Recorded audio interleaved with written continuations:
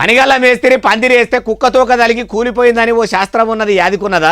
Ditto మక్కికి మక్కి అచ్చం అట్లనే ఉన్నాయట. కొండగట్టు గుడికాడ చేసిన ఏర్పాట్లు చూస్తే హనుమాన్ జయంతికి కొండగట్టు గుట్ట మీద చేసిన సలువ పందిర్లు మొత్తం ఎక్కడికక్కడ పడిపోయినాయట.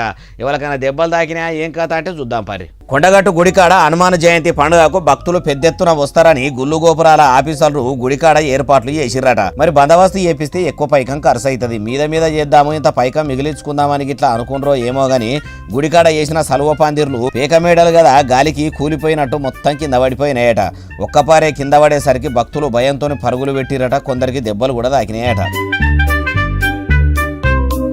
అమ్మా గుళ్ళు గోపురాల మంత్రి కొండా సురేఖ మేడము కొండగట్టు గుడికాడ బోదికు మలి సర్కార్ అధికారులు సల్వ పందిర్లు వేస్తే అవి మీద పడి కొందరికి దెబ్బలు దాకి అవస్థలు పడుతురట. పుణ్యం కోసం కొండగట్టు పుణ్యక్షేత్రానికి పోతే పుణ్యం దక్కుడు ఏమో గాని అవి కూలి మీద పడ్డ భక్తులకు పెయిల నొప్పులు అయితే వస్తున్నాయట. మొన్నటికి మొన్న మేడారం జాతరల మీ షేయి సర్కారు 100 కోట్లతోని మరమ్మతులు చేపిస్తే మీ పనితనం ఎట్లున్నదో చూస్తే ఆడ బుడ్డ పిల్లగాడు ఆడుకుంటుంటే రాయి వచ్చి కాళ్ళ మీద పడి కాలు కూడా ఇరిగిపాయి. ఇప్పుడు కొండగట్టు కాడ అంజన్న భక్తులు హనుమాన స్వాములు కూడా పెద్దెత్తున వస్తారని పందిరేస్తే అవి ఉట్టిగానే కింద పడి దెబ్బలు దాకబట్టే మీ షేయి సర్కారు పనితనం ఎంత శానిగా ఉన్నదో అందరికీ అర్థమవుతున్నది.